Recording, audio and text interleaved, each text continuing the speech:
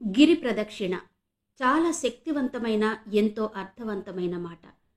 ఎన్నో శిఖరాలపై ఉన్న పుణ్యక్షేత్రాల్లో అత్యంత వైభవంగా వేలాది మంది భక్తుల మధ్య జరిగే ఒక ఆధ్యాత్మిక ఉత్సవం.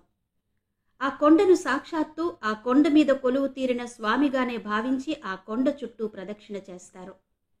అదే గిరి ప్రదక్షిణ. ఇలా గిరి ప్రదక్షిణలో పాల్గొంటే స్వామి కోరిన కోరికలు నెరవేరుస్తాడని భక్తులు నమ్ముతారు. ముఖ్యంగా ఆర్థిక సమస్యలు, కుటుంబ కలహాలు, ఇలాంటి ఏ సమస్యలు ఉన్నా స్వామిని మొక్కుకుని గిరి ప్రదక్షిణలో పాల్గొంటే ఆ కోరికలు తీరుతాయని భక్తుల నమ్మకం. మరి అలాంటి అద్భుతమైన గిరి ప్రదక్షిణ కార్యక్రమాలు ఏ ఏ క్షేత్రాల్లో జరుగుతాయి, ఎలా జరుగుతాయి అన్న విషయాలు వివరంగా తెలుసుకోవాలంటే వీడియోని ఎక్కడ స్కిప్ చేయకుండా ఎండ్ వరకు చూడండి. మరి ఇలాంటి ఆధ్యాత్మిక విశేషాల గురించి మరిన్ని విశేషాలు తెలుసుకోవాలంటే తప్పకుండా మన ఛానల్ని సబ్స్క్రైబ్ చేసుకోండి. వెంటనే వచ్చే బెల్ బటన్ కూడా క్లిక్ చేసి ఆల్ మీద క్లిక్ చేస్తే నేనే కొత్త వీడియో చేసినా మీకు నోటిఫికేషన్ వచ్చేస్తుంది. ఇక విషయంలోకి వెళ్ళిపోదాం పదండి.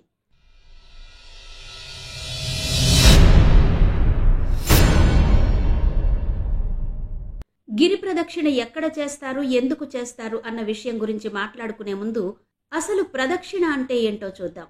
ప్ర అంటే తనలోని పాపాలను నాశనం కావాలని, దా అంటే కోరిన కోరికలు నెరవేరాలని, క్షి అంటే మరో జన్మలో అయినా మంచి బుద్ధిని ప్రసాదించాలని, నా అంటే అజ్ఞానాన్ని పోగొట్టి ఆత్మజ్ఞానాన్ని ప్రసాదించమని కోరుకుంటూ చేసేదే ప్రదక్షిణ అని చెప్తారు పెద్దలు. అందుచేతనే ఆలయాల్లో తప్పనిసరిగా ప్రదక్షిణ చేయాలని చెబుతారు. అలాగే హిందూ సంస్కృతిలో ప్రకృతిని దైవానికి ప్రతిరూపంగా భావిస్తారు కాబట్టి చెట్టు పుట్ట కొండ కొనలకు ప్రదక్షిణ చేసే ఆచారం వచ్చిందని కూడా చెప్తారు. ఇంట్లో తులసి మొక్కకు ప్రదక్షిణం చేసినా, కొండ చుట్టూ ప్రదక్షిణం చేసినా, ఆలయంలో రావి చెట్టుకు ప్రదక్షిణం చేసినా ఆ భగవానుడిగా భావించి చేసేవే. అసలు ప్రదక్షిణ ఎన్ని రకాలు? ప్రదక్షిణ 5 రకాలుగా చెప్తారు. ఆత్మ ప్రదక్షిణ, పాద ప్రదక్షిణ, దండ ప్రదక్షిణ, అంగ ప్రదక్షిణ, గిరి ప్రదక్షిణ. ఆత్మ ప్రదక్షిణ అంటే తన చుట్టూ తాను తిరగడం. పూజానంతరం భగవంతునికి ఆత్మ ప్రదక్షిణ చేసి నమస్కరిస్తారు. ఇది ఇళ్లలో పూజలు చేస్తున్నప్పుడు చేసే ప్రదక్షిణ ప్రక్రియ. పాదాలతో ముందుకు నడుస్తూ చేసే ప్రదక్షిణను పాద ప్రదక్షిణం అంటారు. ఇది ఆలయాల్లో మనం సాధారణంగా ఆలయం చుట్టూ తిరుగుతూ చేసే ప్రదక్షిణ. దండ ప్రణామాలు చేస్తూ ఆచరించే ప్రదక్షిణ దండ ప్రదక్షిణమవుతుంది. శరీరంలోని అవయవాలు నేలకు తగులుతూ గుడి చుట్టూతా తడి బట్టలతో దొర్లుతూ చేసే ప్రదక్షిణాలు, వీటిని అంగ ప్రదక్షిణం అంటారు. వీటినే పొర్లు దండాలు అని కూడా పిలుస్తారు. కొండపైన పరమాత్ముడు కొలువుతీరి ఉంటే ఆ కొండ చుట్టూతా చేసే ప్రదక్షిణమే గిరి ప్రదక్షిణ. మరి ఈ గిరి ప్రదక్షిణ అన్న మాట వినగానే మనకు వెంటనే గుర్తొచ్చేది కైలాస పర్వత పరిక్రమణ. దేవభూమి హిమాలయాల్లో ఉన్న కైలాస పర్వతం హిందువులకు మాత్రమే కాదు, బౌద్ధులకు, జైనులకు కూడా అత్యంత పవిత్రమైనది. ప్రపంచ దేశాల నుంచి ఏటా వేల మంది యాత్రికులు, పర్యాటకులు కైలాస యాత్రకు వచ్చి పర్వతానికి పరిక్రమణ లేదా ప్రదక్షిణ చేస్తారు. ఈ కైలాస పర్వతం సాక్షాత్తు పరమేశ్వరుడే అని భావిస్తారు భక్తులు. నిరంతరం శివుడు ఆ పర్వతంపైనే ఉంటాడని కూడా భావిస్తారు. కేంద్ర ప్రభుత్వంలోని విదేశీ వ్యవహారాల మంత్రిత్వ శాఖ ఆధ్వర్యంలో ప్రతి సంవత్సరం కైలాస యాత్ర జరుగుతుంది. అయితే ఈ కైలాస పర్వత పరిక్రమణ లేదా ప్రదక్షిణ అందరూ చేయలేరు. ఈ కైలాస పర్వతం ప్రదక్షిణకు ఇటు శారీరక, మానసిక శక్తితో పాటు ధన సంపత్తి కూడా ఎక్కువగా ఉన్నవారే ఈ యాత్ర చేయగలరు. ఈ కైలాస పర్వతం యాత్ర ఎప్పుడు జరుగుతుంది, ఎలా వెళ్ళాలి, ఈ యాత్రకు ఎలా నమోదు చేసుకోవాలి వంటి పూర్తి వివరాలతో మన ఛానల్లో ఒక వీడియో ఉంది. లింక్ ఐకార్డ్స్లోను డిస్క్రిప్షన్లోనూ ఇస్తాను, చూడండి. ఇక గిరి ప్రదక్షిణకు అత్యంత ప్రసిద్ధి చెందిన మరో క్షేత్రం తమిళనాడులోని అరుణాచలం. అరుణాచలంలో గిరి ప్రదక్షిణ ప్రసిద్ధి చెందిన మహిమాన్వితమైన వేడుక. పరమేశ్వరుడు ఇక్కడ ఈ గిరి రూపంలో సాక్షాత్కరించిన సమయంలో ముక్కోటి దేవతలు, మహర్షులు ఆనందంతో గిరి ప్రదక్షిణ చేశారని, ఈ అరుణగిరి ప్రదక్షిణ యొక్క ప్రాముఖ్యాన్ని స్వయంగా పరమేశ్వరుడే గౌతమ మహర్షికి వివరించినట్టు స్కాంద పురాణం చెబుతోంది. సాధారణంగా సంవత్సరంలో ఒకసారి ఒక ప్రత్యేకమైన సమయంలో గిరి ప్రదక్షిణ జరుగుతుంది క్షేత్రాలలో.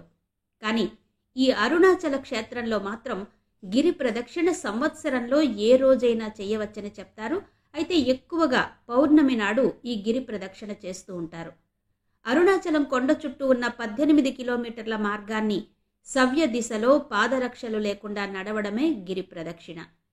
తిరువన్నామలైగా అరుణాచలంగా ప్రసిద్ధి చెందిన ఈ క్షేత్రంలో పంచభూత లింగాలలో ఒకటైన తేజోలింగం అంటే అగ్నిలింగం కొలువు తీరి ఉంది.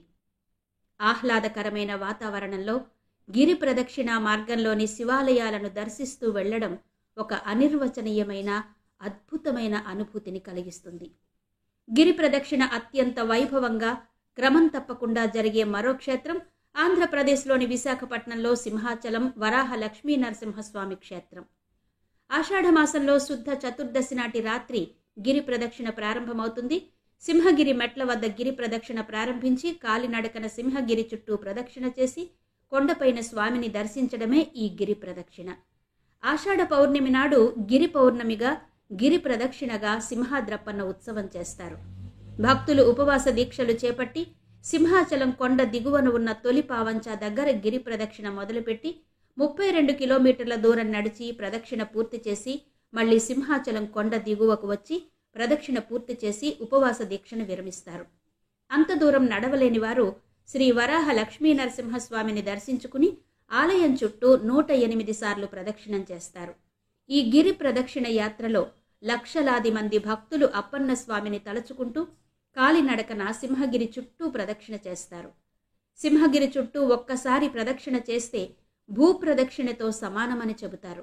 గిరి ప్రదక్షిణ సందర్భంగా సింహాచల స్వామి నిజ రూపం, అనునిత్యం మనం దర్శించే నిత్య రూపాలతో కూడిన పుష్పరథం కొండ చుట్టూ పయనించి భక్తులకు దర్శనం కల్పిస్తుంది. ఈ సింహాచలంలో జరిగే గిరి ప్రదక్షిణ విశేషాలతో పాటు సింహాచలంలో అత్యంత వైభవంగా చేసే చందనోత్సవం విశేషాలు, అలాగే సింహాచలంలో నరసింహస్వామి వరాహ రూపం, నరసింహ రూపం కలగలిసి ఎందుకుంటాయి, అసలు సింహాచలంలో ఉన్న స్వామి నరసింహుడేనా, ఇలాంటి వివరాలతో మన ఛానల్లో వీడియోలున్నాయి. లింక్స్ ఐకార్డ్స్లోనూ డిస్క్రిప్షన్లోనూ ఇస్తాను, చూడండి. గిరి ప్రదక్షిణ వైభవంగా జరిగే మరో గిరి ఉత్తరప్రదేశ్లోని గోవర్ధనగిరి. సాక్షాత్తు శ్రీకృష్ణునికి మరో రూపంగా భావిస్తారు ఈ గిరిని. శ్రీకృష్ణుడు చిటికెన వేలితో ఎత్తిన పర్వతం గోవర్ధన పర్వతం. ఒక సందర్భంలో శ్రీకృష్ణుడు ఈ పర్వతాన్ని తన చిటికెన వేలితో ఎత్తి ఇంద్రుడి కారణంగా వారం రోజుల పాటు కురిసిన వడగళ్లతో కూడిన కుంభవృష్టి నుంచి గోకులవాసులందరినీ ఈ పర్వతం కిందకు చేర్చి రక్షించాడట. ఈ గిరి చుట్టూ ప్రదక్షిణం చేయడం సాక్షాత్తు శ్రీకృష్ణుడి చుట్టూ ప్రదక్షిణ చేసినట్టుగా భక్తులు భావిస్తారు. ఇక్కడ చిన్న పెద్ద ఆడ మగ అందరూ ప్రదక్షిణలు చేస్తారు. కొంతమంది కుటుంబమంతా కలిసి చేస్తారు. అలా కుటుంబమంతా కలిసి చేసే గిరి ప్రదక్షిణ చాలా విచిత్రంగా ఉంటుంది.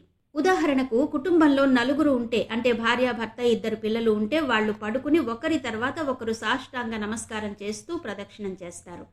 అంటే ముందు ఇంటి పెద్ద అయిన భర్త సాష్టాంగ నమస్కారం చేస్తాడు. భర్త నమస్కారం పూర్తయిన దగ్గర నుంచి భార్య, ఆమె సాష్టాంగం పూర్తయిన దగ్గర నుంచి పెద్ద సంతానం, ఆ తరువాత చిన్న సంతానం, ఇలా ఒకరి తర్వాత ఒకరు సాష్టాంగం చేస్తూ ప్రదక్షిణ చేస్తారు. సాధువులు, పిల్లలు, పెద్దలు, కుటుంబాలు ఇలా అందరూ గిరి చుట్టూ ఉన్న చిన్న చిన్న ఆశ్రమాలు, గుడులు అన్నీ దర్శించుకుంటూ గిరి ప్రదక్షిణ చేస్తారు.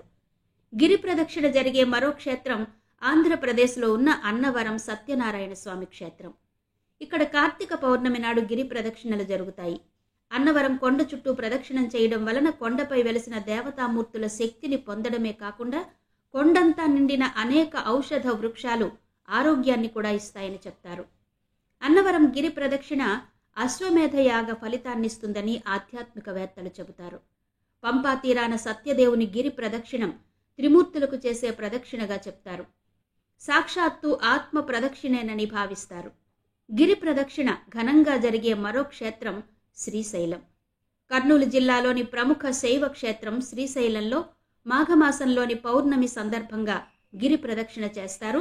అలాగే మాఘ పౌర్ణమి సందర్భంగా విజయవాడలోని ప్రముఖ పుణ్యక్షేత్రం ఇంద్రకీలాద్రి కొండ చుట్టూ కూడా గిరి ప్రదక్షిణ చేస్తారు. అలాగే ఆంధ్రప్రదేశ్లోని విజయనగరం జిల్లాలో రామతీర్థంలో కూడా గిరి ప్రదక్షిణ జరుగుతుంది. వైకుంఠ ఏకాదశి సందర్భంగా రామతీర్థంలో ప్రతి సంవత్సరం గిరి ప్రదక్షిణ చేస్తారు. ఇవి గిరి ప్రదక్షిణ ఎక్కడెక్కడ జరుగుతుంది, ఏ విధంగా జరుగుతుంది అన్న విశేషాలు. మరి మీరెప్పుడైనా ఇప్పుడు చెప్పిన గిరి ప్రదక్షిణలన్నింటిలో ఏ ఒక్క దానిలోనైనా పాల్గొన్నారా? పాల్గొంటే ఆ విశేషాలేంటో కమెంట్స్లో చెప్పండి.